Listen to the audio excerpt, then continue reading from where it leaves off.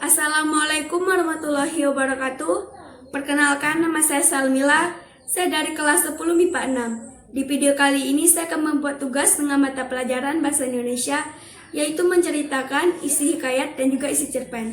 Judul hikayat saya pada kali ini yaitu Hikayat Si Miskin yang saya ambil dari internet http://maui-mawi-blogspot.com. Saya akan membacakan sinopsis yang berjudul Hikayat Si Miskin. Ada seorang suami yang dikutuk miskin. Pada suatu hari, mereka mendapatkan anak yang diberi nama Marakarma. Dan sejak anak itu lahir, hidup mereka pun menjadi sejahtera dan berkecukupan. Ayahnya termakan perkataan para ahli nujum yang mengatakan bahwa anak itu membawa sial dan harus mereka buang. Mereka kembali hidup sengsara. Dalam masa pembuangan, Marakarma belajar ilmu kesaktian dan pada suatu hari ia dituduh mencuri dan dibuang ke laut. Ia terdampar di tepi pantai, tempat tinggal raksasa pemakan segala. Ia pun ditemukan oleh Putri Cahaya dan diselamatkan. Mereka pun kabur dan membunuh raksasa tersebut. Nahkoda kapal berniat jahat untuk membuang Marakarma ke laut, dan seekor ikan membawanya ke negeri Pelingkam Cahaya, di mana kapal itu singgah. Marakarma tinggal bersama nenek Kebayan, dan ia pun mengetahui bahwa Putri Mayang adalah adik kandungnya. Lalu Marakarma kembali ke negeri Puspasari, dan ibunya menjadi pemungut kayu.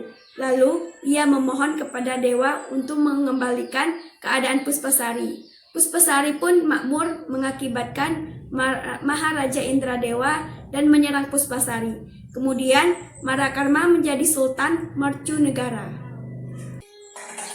Baik, sekarang saya akan membacakan unsur intrinsik dan unsur ekstrinsik dalam Hikayat Si Miskin. Unsur intrinsik terdiri di atas tema, alur, setting atau latar, sudut pandang pengarang, dan amanat. Tema yaitu kunci kesuksesan adalah kesabaran. Perjalanan hidup seseorang yang mengalami banyak rintangan dan cobaan. Kedua, alur, yaitu menggunakan alur maju, karena penulis menceritakan peristiwa tersebut dari awal permasalahan sampai akhir permasalahan.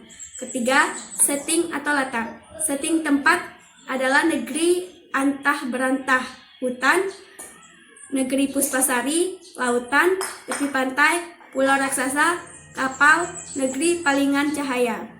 Kedua, setting suasana, ditegang, mencekam, dan ketakutan, bahagia, menyedihkan. Keempat, sudut pandang pengarang, yaitu menggunakan orang ketiga serba tahu. Amanat yang terkandung di dalam cerita Hikayat Si Miskin adalah: pertama, seorang pemimpin yang baik adalah seorang yang adil dan pemurah. Kedua, janganlah mudah terpengaruh dengan kata-kata orang lain. Ketiga, hadapilah semua perintangan dan cobaan dalam hidup dengan sabar dan rendah. Keempat, jangan memandang seorang dari tampak luar saja, tapi lihatlah ke dalam juga. Kelima, hendaknya kita dapat menolong sesama yang mengalami kesukaran. Enam, janganlah kita mudah menyerah dalam menghadapi suatu hal.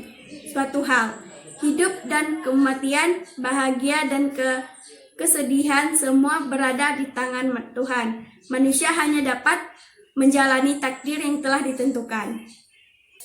Baik, sekarang saya akan membacakan unsur ekstrinsik dalam Hikayat Si Miskin yang terdiri dari atas nilai moral, nilai budaya, nilai sosial, nilai religius, dan nilai pendidikan. Nilai moralnya yaitu kita harus bersikap bijaksana dalam menghadapi segala hal di dalam hidup kita. Jangan kita terlalu memakan kehendak kita pada orang lain. Kedua, nilai budaya, yaitu sebagai seorang anak, kita harus menghormati orang tua. Hendaknya seorang anak dapat berbakti pada orang tua. Ketiga, nilai sosial, yaitu kita harus saling tolong-menolong terhadap sesama dan pada orang yang membutuhkan tanpa rasa pamrih. Hendaknya kita mau berbagi untuk meringankan beban orang lain. Keempat, nilai religius. Jangan mempercayai ramalan yang belum tentu kebenarannya. Percayalah pada Tuhan bahwa Dialah yang menentukan nasib manusia. Kelima, yaitu nilai pendidikan.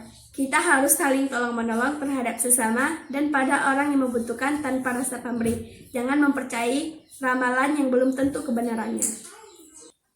Baik, sekarang saya akan membacakan isi cerpen saya dengan judul Ketika Sebuah Mimpi Dipahami, yang saya ambil dari http://brandly.co.id. Saya akan membacakan sinopsisnya. Pukul 13.00 tentang hari tadi, sewaktu mataku yang terjaga ini mulai kehilangan arah dalam persaingan di tempat tidur. Kemudian ia baca mata, menutup dirinya dan membawaku ke alam lain. Dalam khayalan aku hanya mengikuti kemana alam bawah sadar mengalir karena aku berharap bisa mimpi indah. Sekarang saya akan membacakan unsur intrinsik dan unsur ekstrinsik yang saya ambil dari internet http://top.komalasari.blogspot.com. Unsur intrinsik cerpen: 1. Tema, 2. Latar, 3. Alur, 4. Penokohan, 5. Sudut pandang, 6. Gaya bahasa, dan 7. Amanat. Temanya yaitu khayalan. Latarnya terbagi 3, yaitu waktu, tempat, suasana. Waktunya di siang hari, tempatnya di kamar tidur, suasananya mengasyikan.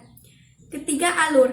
Alur yang digunakan adalah alur maju, karena jalan cerita dijelaskan secara runtut mulai dari pengenalan latar dan masalah sampai ke konflik, dan di akhir cerita terdapat penyesalan konflik. Keempat, penokohan. Penokohannya yaitu aku, pemimpi, pemberani, periang. Kelima, sudut pandang. Sudut pandang orang pertama sebagai pelaku utama. Buktinya, cerpen bangkit menggunakan kata ganti aku sebagai tokoh utama dan mengisahkan tentang dirinya sendiri. Keenam, gaya bahasa, yaitu bahasa yang digunakan adalah menarik dan dapat dimengerti oleh pembaca.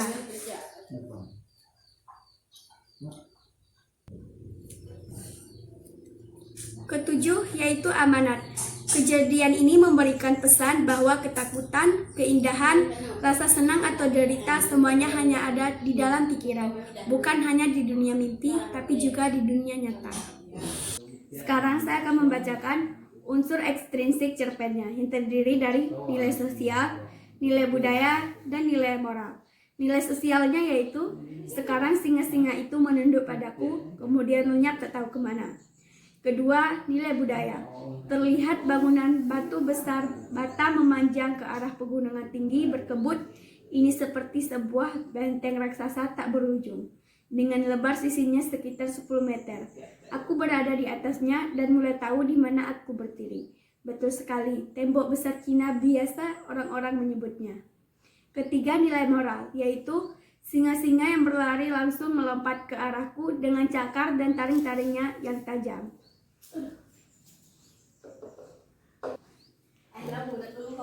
Nah, demikianlah penjelasan dari saya. Saya akhiri. Assalamualaikum warahmatullahi wabarakatuh.